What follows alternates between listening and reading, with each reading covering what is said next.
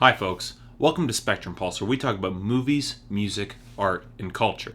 And today we're going to take another retrospective look, this time at the debut album from the band Savages, titled Silence Yourself. I didn't get into punk music the typical way. I wasn't given an old punk record by a family member or dropped into that particular music scene by a group of friends or attended a party or concert where said music was being played. No, pretty much any exploration of punk music, and indeed the entire underground culture from the mid-70s to, well, now, was entirely a self-driven endeavor. Funnily enough, though, I started looking into punk from one of the harder-edge scenes on the fringes of the genre, Anarcho. Coming out of an anarchistic high school phase, I was actively listening to Chumbawamba and Crass, and started to get intrigued by their contemporaries. So one day, I picked up two 4-disc collections that I highly recommend to this day as a great sampler of music of that particular time. No Thanks, the 70s punk revolution, and Left of the Dial, dispatches from the 80s underground. And I honestly can't count the number of bands I got into thanks to these two multi-disc sets, exposing me to several entire genres of music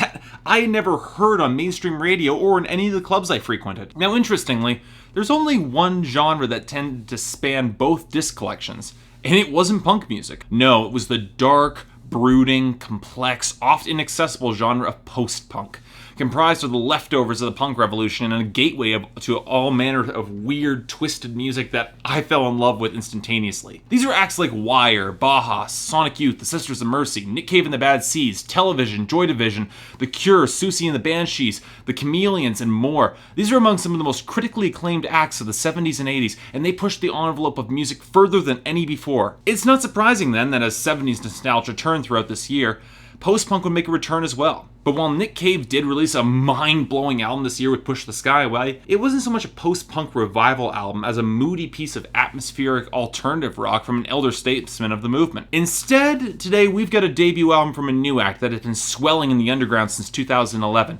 just waiting to explode with a mission statement scrawled in block capitals. The band was called Savages. The debut album was called Silence Yourself. And it is goddamn awesome. Now, there is an immediate temptation as a music critic, at least for me, to immediately draw comparisons to other great post-punk and gothic rock greats. Make no mistake, in terms of Savage's sound, delivery, and lyrical content, they would have fit in extremely well into the churning undercurrent of post-punk in the late 70s. Yet I can't quite consider them a throwback, because unlike, say, Edward Sharpe and the Magnetic Zeros, Savages just aren't interested in recreating the music of their past, but coming together to create their own unique sound. The slew of musical influences I can pinpoint are crushed together into something entirely new here.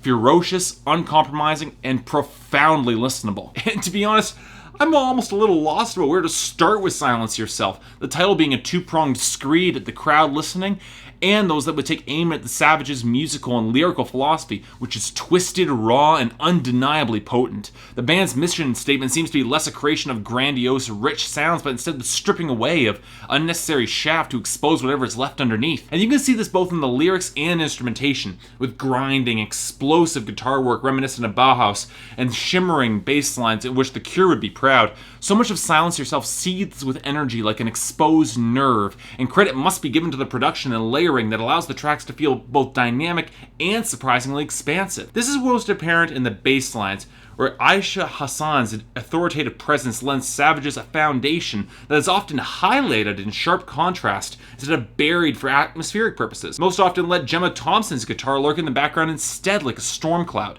It's the natural expansion of the minimalist styling I discussed in my review Shaking the Habitual by the Knife. By curbing the excesses in the mix, each instrument is given the chance to naturally grow and then explode. And I would be remiss not to mention Jenny Beth's vocal delivery, which nails the tricky balance between being sultry, expressive, and righteously pissed. Yes, it's reminiscent of Susie Sue and Patti Smith, but that's only a compliment in this genre, and Beth's delivery tends to trade class for a borderline riot girl scream when she needs to, yet managing to hold on to that polish that infects her entire vocal delivery. The production does a lot to help here, alternatively letting her voice swell on the slower tracks with careful reverb, or provide a layer of gritty distortion to balance against the guitars or furiously pounding drums. And it helps even more that Beth sells her material with a smart balance between passion and restraint. I was struck by the number of times where instead of going to actually scream and belt out her lyrics, she instead dropped into a more controlled register and let the guitar or bass rise to prominence instead to pair against her.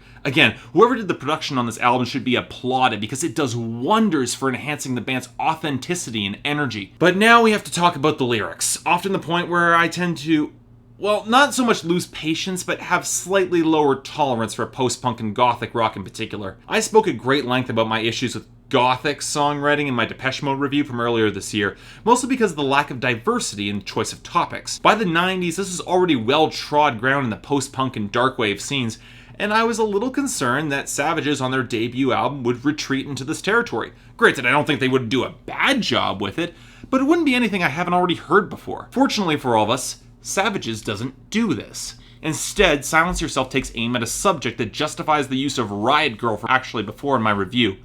Gender politics. That is the main topic of this album. By this point, the majority of you have probably realized that Savages are indeed an entirely female band, and while some opportunistic reviewers decided to create the easy label of the lesbian Joy Division, I don't quite think it's accurate. Sure, there might be some instrumental similarities, but for one, the band eschews the depression in Ian Curtis's delivery for something so much more furious and strident. Forget victimization. The women of Savages are putting forward a sex-positive rallying cry that puts everything on display with blunt efficiency. It's potent third-wave feminism at its finest, and yet it's smart enough to provide the succinct context and detail in its lyrics, providing that additional nuance that it needs and that the Riot Grrrl movement often didn't have. It definitely helps matters that Savages nails the punk simplicity of their lyrics just damn near perfectly. The couplets and rhyme schemes might be basic, the word choices might be simple, but there's a certain curt poetry in them that gets the point across and yet still contains intelligent subtext. Between tackling shallowness and obsession with physical image in Cities Full and No Face, the band throws in subtler songs about exploring sexuality and strife and waiting for a sign and She Will, which paint the scene in these graphic yet surprisingly accurate terms. Now, while some will condemn the blisteringly short punk Hit Me for just another song about domestic abuse, in reality it captures an orgasmic moment of S&M perfectly, all the more enhanced by those snarling waves of guitar that balance out against Beth's vocals.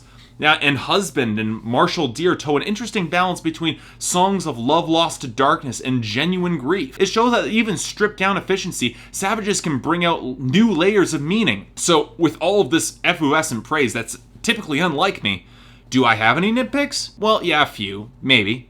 It's definitely clear with Hit Me that punk isn't as so much of Savage's strength as post-punk, and Dead Nature is a bit of extra chaff that could probably have been trimmed away. Yeah, it's a good breath of fresh air midway through the album, but coming after Waiting for a Sign, it just doesn't do much. But outside of that, I only want to see more from this band. In short, Savage's Silence Yourself isn't just a great album, it's one of the most essential albums of the year, and almost certainly a major hit on my top 10 list. Of all of my retrospectives thus far, this is definitely my favorite, and in taking in influences from acts from the past and fusing it with a seething feminist undercurrent that's smart enough to contain nuance over pure rage, Savages created something incredibly accessible and with potent emotional subtext, bellied by some of the strong instrumentation and some of the best production I've heard so far this year. And ladies and gentlemen, if this is the newest salvo in another post-punk revival, I don't think I could imagine a more effective opening shot. Thanks for watching. As I said in my previous review, that album release schedule is a little bit slow right now, so we might have more retrospectives coming up. But until then, I'll see you next time.